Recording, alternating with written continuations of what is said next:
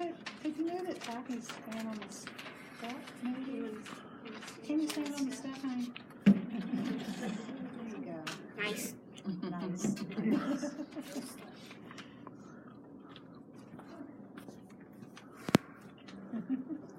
To understand the life of Jesus, I must first give you some background history.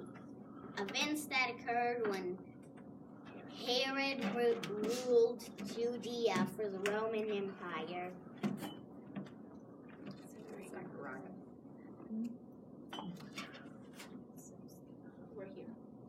Okay.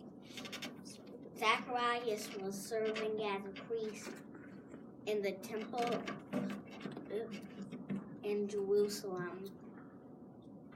Those days, as his father had before him, he was a member of the priestly division of Abijah,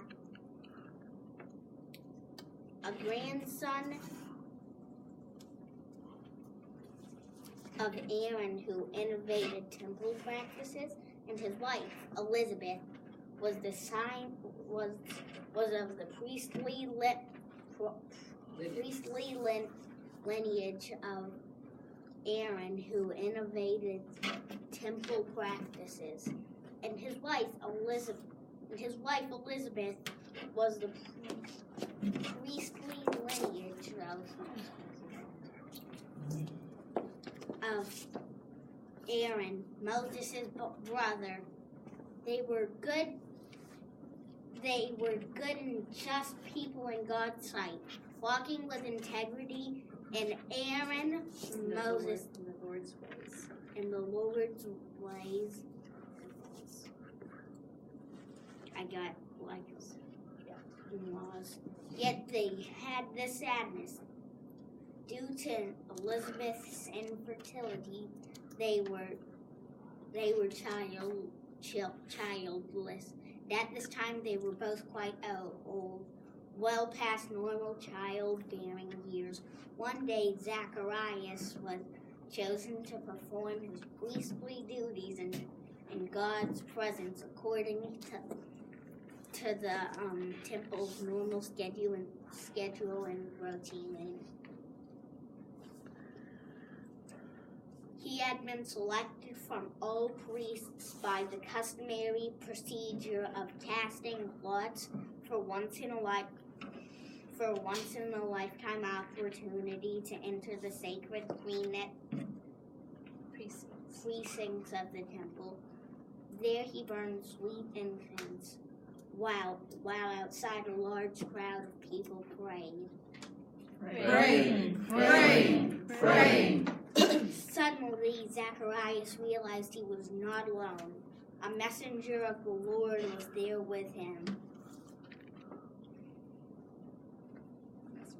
The messenger stood just right of the altar of incense. Zacharias was shocked and afraid, but the messenger reassured him. Zacharias, calm down. Don't be afraid. Zacharias, your prayers have been heard. Your wife is going to have a son, and you will name him John. He will bring you great joy and happiness, and many will share your joy at John's birth. This son of yours will be a great man in God's sight. He will not drink alcohol in any form. Instead of alcoholic spirits, he will be filled with the Holy Spirit from the time he is in his mother's womb. Here is his mission. He will turn many of the children of Israel around to follow the path of the Lord their God. You remember the prophecy about someone to come in the spirit and power of the prophet Elijah? Someone who will turn the hearts of the parents back to their children? Someone who will turn the hearts of the disobedient to the mindset of the just and good?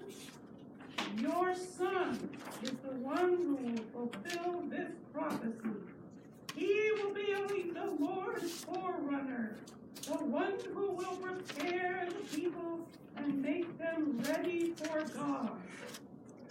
How can I be sure of what you're telling me?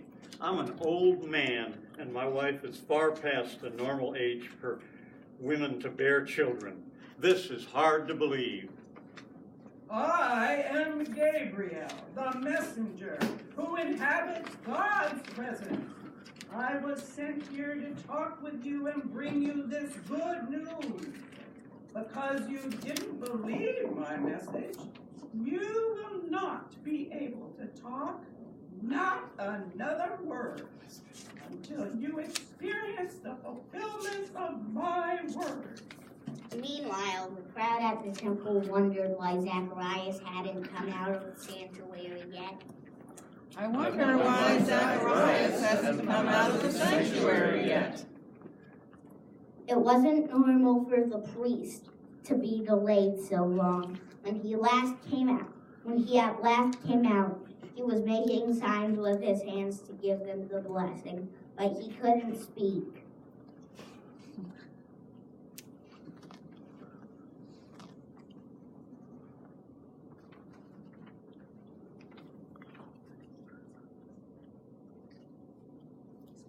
They realized he had seen some sort of vision. When his time on duty at the temple came to an end, he went back home to his wife. Shortly after his return, Elizabeth became pregnant. She avoided public contact for the next 5 months.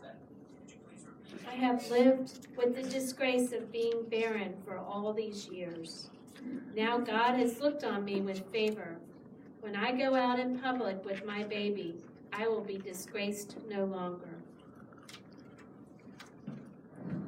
When the time was right, Elizabeth gave birth to a son. News about the Lord's special kindness to her had spread through her extended family and her community. Everyone shared her joy, for after all these years of infertility, she had a son. As was customary, 8 days later, the baby's birth, the time for his circumcision and naming. Everyone assumed he would be named Zacharias like his father. No, we will name him John. That name is found nowhere in your family. Zacharias, what do you want the baby's name to be?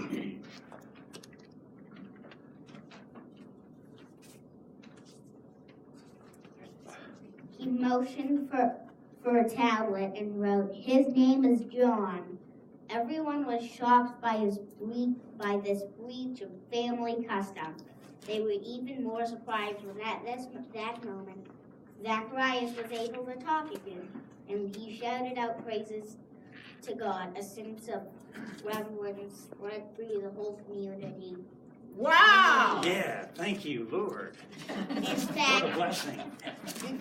this story was spread out through the hilly countryside of Judea, where people would be certain that God's hand was on this child, and they wondered what sort of person John would turn out to be when he became a man. When Zacharias' voice was restored to him, he sang from the fullness of the Spirit, a prophetic blessing.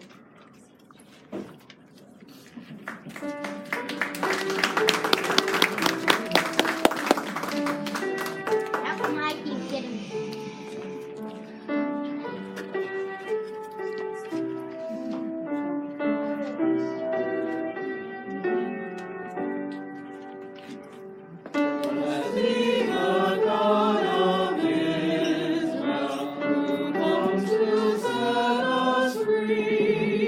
Who visits and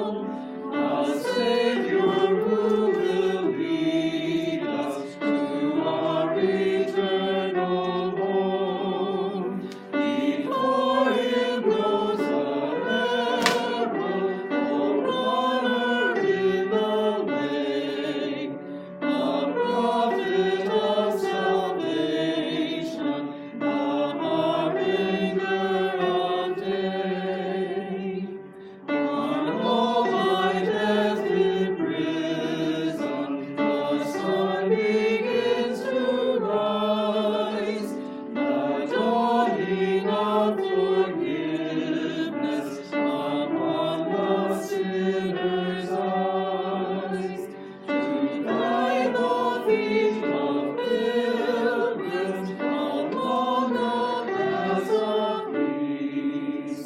Oh, bless our God and Savior with songs that never cease.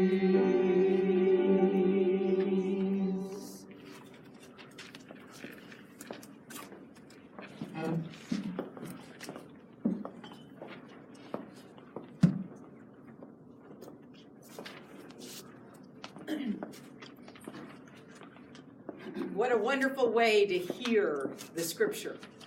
I think we probably heard it much more clearly than if one of us adults had read it. What do you think?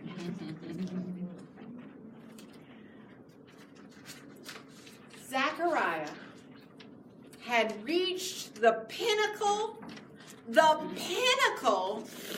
of his career. You see, he was a priest. He was about 60 years old or more. And the way the priestly system worked, there were maybe 50 to 200 priests in his lineage. And they went for 2-week periods in rotation with the other priestly tribes. And when they went for their 2-week rotation, they would have had about 2 of those in the year. Does that sound like a business trip to you? They would be there for about 2 weeks. And during that time period, one priest would get to go into the Holy of Holies. And the way that that priest would be chosen was by lot. And if your lot was picked when you were 20, you would never again have that opportunity. And if your lot was not picked until you were 90, that was when you got to do it. So for Zechariah, his lot was picked. And he goes into this Holy of Holies with full knowledge that though everything is fine at work and he is having this moment that is the pinnacle of his time as a priestly member of the priestly class, in his hometown, he is a disgrace. Because though he has done everything right, people in the priestly class did not have to marry somebody else of the priestly class, but he did. He made sure that his children would be priestly class. He married Elizabeth, and Elizabeth was a member of another priestly class. So his kids would have those opportunities. There was only one problem. There was no child. Now, we were in a time period when people assumed that if there was no child, whose fault was it? The woman's. Never the guy's. So Elizabeth was barren.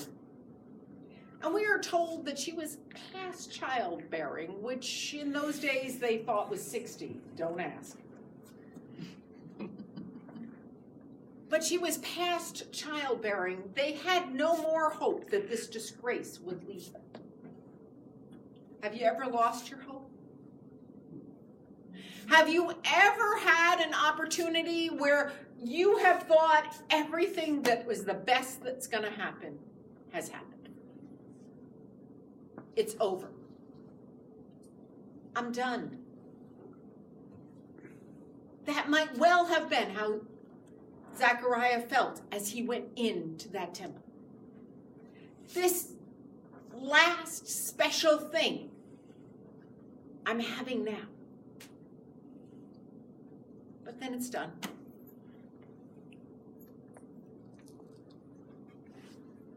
He lost his sense of hope. And so that's why this story makes sense to put on this Sunday of the Advent season when we think about hope. Because many of us have had those reasons or other reasons when we have despaired. We have thought that there was nothing more that is going to happen for us. We have felt left out. We have felt like it's over. The opportunities just aren't there. No one really cares. No one's really there. Come on, we can spin this, folks. We've all been there. We've all had those moments that we now medicate away and call depression. There is real depression, and then there's those moments we medicate away because we don't want to face them. But they're actually part of the process. There's depression that is clinical depression, but there's also depression that is situational, working our way through things, right? And sometimes we need to allow for those moments when we have to re-find our hope. We need to find our way through those times when our hope or despair has come and our lack of hope is there. In our story, that sense of hope comes through the messenger, the angel. Now, I want to remind you that angels in the Bible do not come out of Renaissance art. They are not pretty little things that sit over here with pretty little wings. That is not the angels of the Bible. How do we know this? What's the first thing every angel has to say when you see it? Do not be afraid. That might give you the idea that it looks more like a monster than Renaissance art. Do not be afraid. We are called to fearless living. And that is how we move through those times when despair hits. We have to be fearless. We have to, in fact, think about what our purpose. Remember that series we just finished about 3 months ago? Remember about finding your purpose, being clear about your purpose statement in life? And then thinking about how to live into it. So I invite you to think back to that purpose statement that you had come up with. Some of you, your purpose was to accompany people, or to, sometimes if our purpose is to accompany people, how we do that might change, right? In other words, somebody who sees themselves as somebody who accompanies people in their younger ages, that might mean that they take them and they're the driver and they're the person who gets people to where they want to be for what they want to create in the world. But as we get older in life, accompanying may mean being home and being the person whom other family members can trust to always be there to hear them. You see, how they do accompany changes. Who they are does not. So I invite you, as you think about that purpose statement that you had picked, to think about how that might have to transition in life.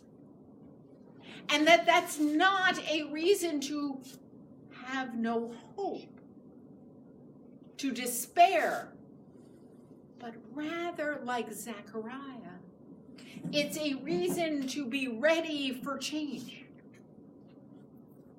You know, he was a fairly dramatic change maker.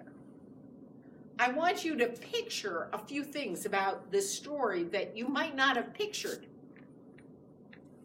A, when Zechariah is told he will have a son and he is told that his name will be John, he's willing to break the rules and name his son according to God's plan. Some people are good at rule breaking, and some people think rules should be kept. Family tradition should not be broken. Have we heard that one? We never did it that way. And those of us who know the rest of the story know that while Elizabeth is pregnant and thus in her confinement, they welcome Mary, who is pregnant with the unexpected. You see, they broke that rule too. They had room in their house for the person who was now the outcast.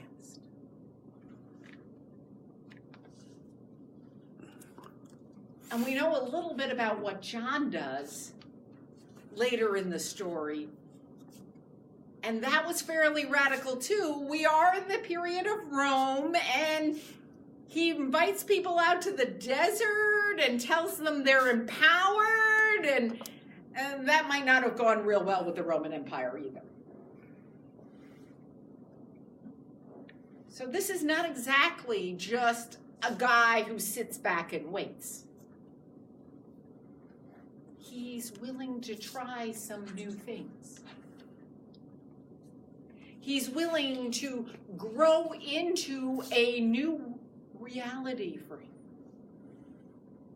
And he challenges us in this Hope Sunday to find our hope again.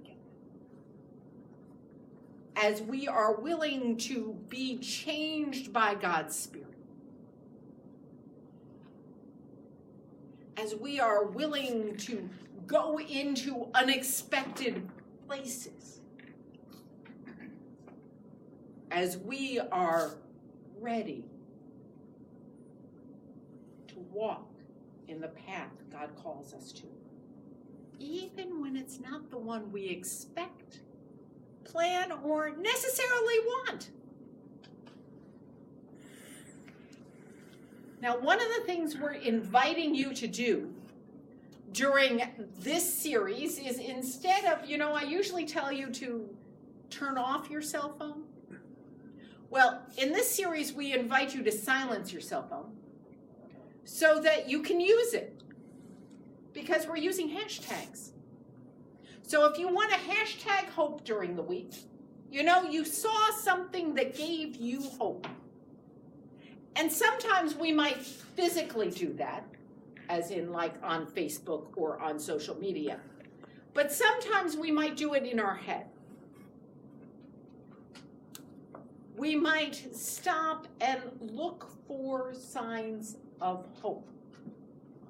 And whether or not you put them on social media, what I'm inviting you to do is to note them, which is what hashtag means.